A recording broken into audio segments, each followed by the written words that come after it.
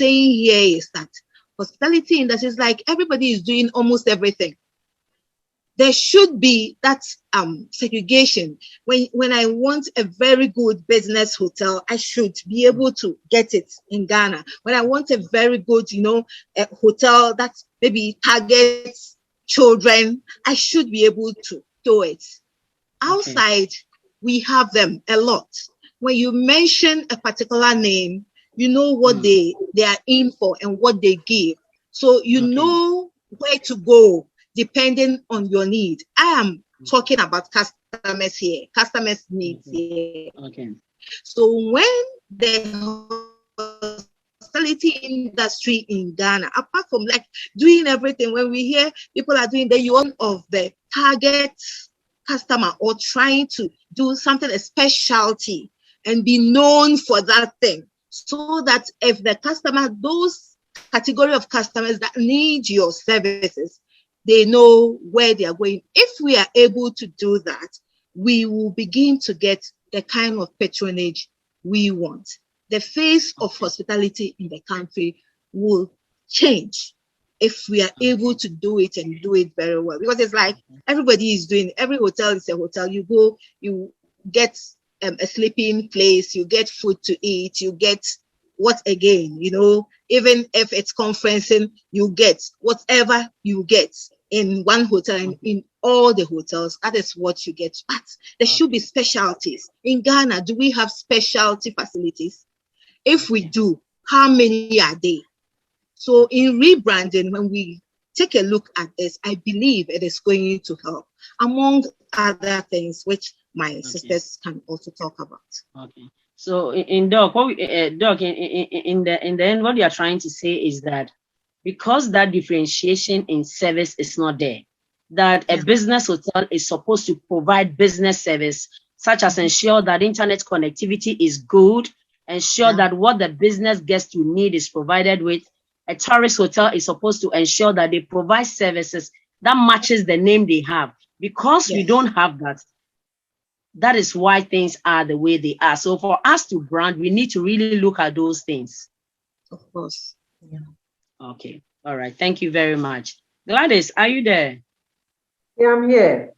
Okay. I want to find out from you on the same topic. How can we brand the hospitality industry in Ghana, building trust? From taking it from the angle that Doc spoke about regarding we not having that differentiated service, that everybody's doing everything, copying the concepts of others and just implementing it. They might not even have what it takes to execute or to provide that kind of service, but because they see Hotel X doing that, Hotel A also want to copy and do the same thing.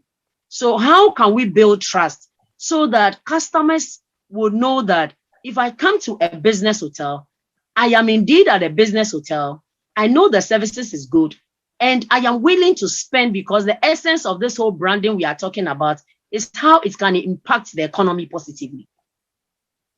This industry, most of the players of this industry, players as in the owners of this industry, are very greedy. In that they know that I don't have the capacity to run probably 100-seater conference. Okay, I don't even have the space. I don't have what it takes. But then they go around it. By the time you realize a conference room has been built on top of something, shielding something. And those who are supposed to be the compliance agents, as we talked about previously, they will come and okay the thing. So now this compliance, now it becomes what? Conformity. Now they are conforming to what the industry players are doing. Okay. And for branding, as Dr. has talked about, creating, segregating the different hotels so that we know that each needs, if to suit various needs. You can also brand your hotel with your staff, with the food that you serve, okay, with how your rooms are laid out, okay, with how your bars are, your food and beverage, how the bar is also laid out. You can also brand. So when you brand the staff and project the type of branding that you want the hotel to be identified with, it should be branded to them internally. Okay. Internally. Okay. And they would in turn project it outside for your client to be able to know that if I want a good African dish to eat, I should go to Mamaga's hotel. If I want a good conference facility, I should go to Dogs. Okay. You understand? Okay. So the staff in the hotel plays a pivotal role in the branding, because whatever you have on the drawing board cannot, excuse me to say, come out by itself. It's a staff that would project it to your customers for you. Okay. And then I think that the compliance officers should also ensure that these things are done properly. Okay. If you are a tourist hotel, they should ensure that you do only what pertains to tourists. If you're a business hotel, they should also ensure that, so that these things would order and come up well. Okay. Yeah. Okay. You know, on the food that you talked about, that we can also brand with the food. I just want to ask a quick follow-up question, that because we are talking about building the brand, also building trust with the rebranding. Now, I just want to ask you this question, that why is it that you find a restaurant or a hotel and they have listed all these dishes in the menu? Then you walk in as a guest. Either you check in or you're coming not for accommodation purposes, but just to have a meal or a quick meeting with somebody and go away. Why is it that you pick the menu, you look at it, and you call the waiter and says, "This is what I want to eat"? The next thing you hear is that, "I am sorry, we don't have it." What do you say? What do you say about that? In that case, somebody is not doing his or her work well. Mm-hmm. Because for me, whatever is on the menu should be in stock, even if it's 5 portions. Okay. Even if it's 5, if the thing is so expensive, at least you have to stock 5 portions for a day or two. So if you stock the 5 portions and you realize, oh, these 5 portions are in stock, it took 2 days to sell it, then you increase your stock. You understand? But then if you don't stock it at all, then you are deceiving the public with whatever is in the menu, and you are not you are not on the right path as in providing trust for your customers. Eventually the customer will come 1, 2, oh, we don't have it. The next time you won't come again. So you have lost your customer in that regard. So I think hospitality players and the industry players would have to revisit the drawing board and look at these things and correct it. Do you think that sometimes the owner should have a mystery shopper checking on the quality of services that is provided to these guests? I think so. So. It's not only the owner or the hospitality person. Even the authorities should also have a mystery shopper. A mystery shopper. Then they know exactly what is going on. Then there will be corrective measures to curb these things, or to maybe negate it at all, or entirely. But without it, you never know what exactly is going on. You come and then you say, "Oh, we had some, but oh, it just finished maybe just 10 minutes before these people came in." You understand? And somebody will not go and check the sales. Okay, if you had some, let me check the sales. Where is the waiter? This thing. Let me go and check. Let me check the kitchen. Let me check. But don't check. Whatever is being told is what they take. We had some and it's finished. That's it. But the mystery shopper. Yeah. Okay. Thank you very much. So, Mama Gan, are you there? I'm here. Mama Gan, on the same branding, I want us to take it from this other angle. How do we tell the Ghanaian story in our branding so strongly, so concisely, to engage the brain and the body of the guests, to elicit emotional responses that will make them become attracted to the Ghanaian hospitality? How do we tell our story in branding our hospitality industry? As I mentioned earlier on, I said that as we go around to tell our story, this is what we have. We are branding this particular hotel is like, we are a resort. We are, if you want the best Ghanaian dish, this is where you get it. Everything. These stories, excuse me to say, are not like magicians who just come and land there that I'm coming to enjoy whatever you have. Our facilities or our hotels should be, or whatever industry we are operating, being it a restaurant, a hotel, a bar, needs to be accessible. Okay. The road network needs to be good, because I don't think somebody would like to go to a place that the person will have to stop and push his or her car before they continue their journey. Our road network, if you are telling our story, we should make sure that whatever we are telling the people, when they come, they are not going to struggle to get it. Okay. And Okay. our customer service, our Okay. hotel staffs, Okay. the owners of the hotels should know the people who are there to work are there to work. They should not try to take advantage of them and render them disrespectful to the customers, because they know that even they report them, they will not be fired or they will not be punished, because the owner is my so and so, my uncle, my whatever. Okay. We should train them. I shouldn't say, oh, maybe I have a hotel in Sakumono. So if I pass by Sakumono Beach and I see the boys around, so what are you working? No, I'm not working. Come, I will give you a job in my hotel. You can be a housekeeper. Okay. If you have to pick somebody on the road to come and be a housekeeper, you should be able to invest in that person too. Okay. At least invest in training that person. Either take the person to a short hospitality training somewhere, or you bring in a hospitality person like you to come and train the staff, train them, take them through some formal training. Thank you for the publicity. And also the maintenance, our maintenance. We have a very nice facility. We are calling people to come. We are trying to brand. The first 1 or 2 years after that, everything collapsed. By then we've built our names already. So somebody will be like, oh, I'm going to so and so hotel. I learned that place is good. A friend of mine was here 2 years ago, and she really said very, very good things about this hotel. The person come 2 years after and it's like, what did this person see?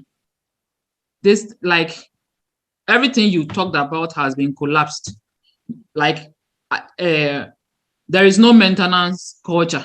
Nothing is being maintained. The whole place is looking anyhow. So we should maintain the place. We should make sure that people who are there know what they are about. And when it comes to the pricing too, if I'm paying for a particular product, can I see that value for money? And the answer is yes, for I think everybody. If I'm paying for services, I want to see what I'm paying for. We are branding. You should make sure what we are branding is what we are giving to people. Okay. You should not just say, I provide these services, and the next 1 or 2 years, I'm doing something else, or I'm not giving what I claim I have to my customers. So there should be some regulations. Okay. That is binding by everybody. If the government can come up with a policy, okay, that every hospitality industry should have this. If you fall below this standard, we are going to close you down. And if there is a policy and all stakeholders are involved in drawing that policy, I think we will all work together to ensure that the policy works. Okay. So okay. That's a very, it means that a lot entails with telling our Ghanaian story. It's not just about getting up to tell any story, but all that you've spoken about need to be considered to ensure that we have enough to talk about and ensure that whatever story we are telling, in reality, it's exactly as it is. Absolutely. Now, a follow-up question to this, I want to find out, sometimes in this our tourist sites, we have tour guides who normally give some kind of information to tourists around the facility and tell stories around it. Now, we have instances where some of the tour guides are not even able to express themselves well, because we are looking at a situation whereby we have a guest from, let's say, a Francophone country, and the guest only understands French. And the one who is giving the story is giving the story in English, Anglophone. How do we address this issue, this imbalance, and this challenge we have with our tour guides, since we are talking about telling our own story? If we know the kind of people who come to our attractions, we know that most of our clientele or our clients are coming from maybe from the Francophone countries or from a French-speaking country. We don't have to put only one tour guide over there if the person can only speak English, or we can put somebody who is bilingual. Okay. I speak both French and Spanish, or I speak both English and French. Okay. That person should be able to express him or herself when it comes to the French client or a Spanish client. So we should identify the kind of people who come there and stop basing our hopes on maybe the person might come with an English speaking person and the person understands Spanish. For instance, you've gone out with your friend and you have to go and be doing interpretation for free. It doesn't sound right. It just doesn't sound right. We need to look at that aspect as well. Okay. We need to look at now, that. Because you mentioned the human capital, that brings us to the next question. And the next question we are looking at. Something. Okay, Doc. Okay, Doc. Yeah, looking at what Doris just said. Okay. In the hospitality industry, actually, when we are looking at the kind of people that we want to employ, there are certain things we have to really look at. But we do ignore these things. As I mentioned earlier, looking at the hospitality, the hotels that we have in Ghana, when I gave the statistics, you could see that the ones that are not rated, they are more than the ones that are rated. And these are owned by like one person. People, small, they are what we call the SMEs. The small and medium, they're even not medium, small, yes, enterprises that are coming up. You understand? And they tend to pick people, relatives, friends, no matter what. So they don't look at what it takes to get somebody on to do the right thing. Like this tourist, the tour guide you talked about. There should be a regulation. I think there is, that if somebody will have to occupy that position, that person should be bi or even multilingual. And when we have such things in place, all stakeholders, agree to draw it, like Doris said, then we should also see to the implementation. Drawing it is one thing. It will be on paper. But then, do we implement it? And the implementation, we must, make sure things are done right. Even the implementation, it should be implemented well. So if somebody is not doing it, then there is something, there is a sort of, fine or sort of punishment, something for the best, for people to sit up and do the right thing. Then you wouldn't have those issues where a tour guide cannot even, speak English. Say people who are coming to Ghana are the ones that speak English. Get a tour guide who will just be struggling. You understand? So I think the regulating body, they really, really have to, sit up and get things straight with all the stakeholders, and then implementation should be done and done well, and we'll see ourselves going forward. Exactly. Doc, I'm really happy with this submission, and I'll just ask a quick question that how do you see how we run businesses around our tourist sites?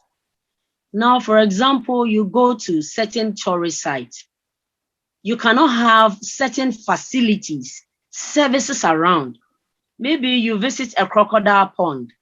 You are expecting that when you move away from there, because it's a tourist site, you know, the tourist business, we don't have anything around it. So assuming the person is even thirsty, if you did not carry water on your trip, then you have to return to your hotel before you get water to drink. How do you think we need to look at the business around our tourist sites to ensure that we do it and we do it well, to also, rake in some revenue from that point? Sure. What I think, even in your question, you have really given the points already. Yeah, because that is what should be done actually. When you have a tourist site, apart from people coming to have a view of that site, there should be other things.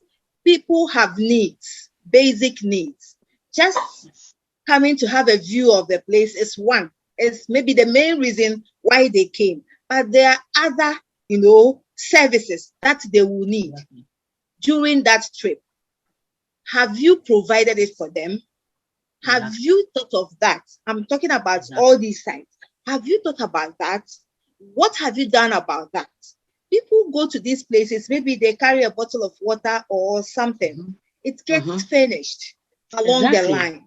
Then I have experienced it before at a place, I won't mention the name. But all of a sudden, we saw one woman with kebab. The kebab was fried and then put in sort of oil, and then some also were charcoal roasted. The way all of us, we don't know where the thing was coming from. Either we could have. You needed to use that to quench your thirst. No. We didn't think about hygiene. We didn't think about where is it coming from, because we needed it, all of us. We just pumped on this thing, and so in fact, what the point you have raised is very, very important. At these sites, if we have other services that people need, we provide them for them. It will also help. It will help to get more. We need more income generating avenues, and these are some of it. Not just the attraction, but then you will see, an attraction. The next thing that you will see around it will be a gift shop where they also do, these what do you call it? Artifacts, the crafts and all that. Exactly. But what about the food that that person will eat? Not something big, but some tidbits for people around. What about water? What about drinks? In as much as people carry these things, but it gets finished along the line. Sometimes even it gets hot. So if you have it there, they want it chilled, because let's take a place like Kakum, for example. You go and do that canopy walk, that 7 whatever. By the time you come down, you are thirsty. Yes. So you need these things. So I think we have to look at it. Regulatory bodies should look at it, and people who may hear our conversation this evening may have to look at it. As I sit here now, I'm even taking some plans in my head, because it is business. Maybe you go, if somebody is not doing it, maybe you go talk to 1 or 2 people and see what you can start. When you start it, somebody else will also start it elsewhere. And we see ourselves growing. Exactly. And I think another thing we can also add to all you said is photography.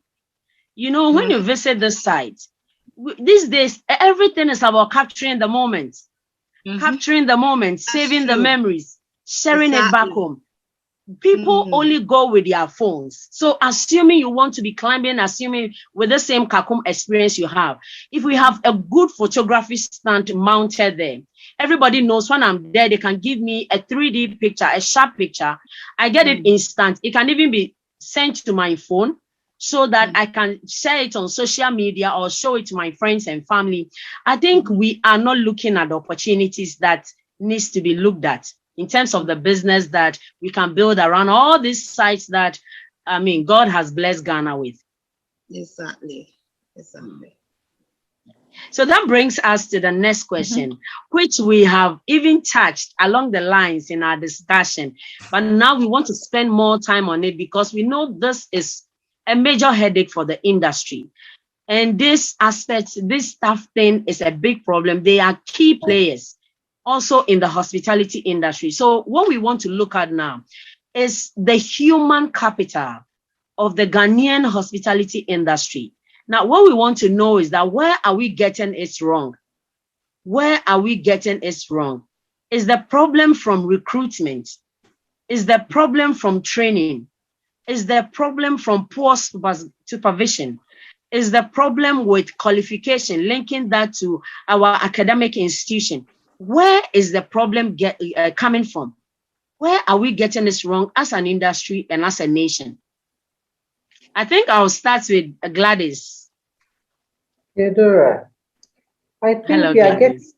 getting it all wrong because of the remuneration. Theodora, I can't come and work 12 hours for you. I come to work at 7 in the morning, close 7 in the evening. And then you pay me 500 cedis. In this Ghana, present day Ghana. I mean, how do I manage?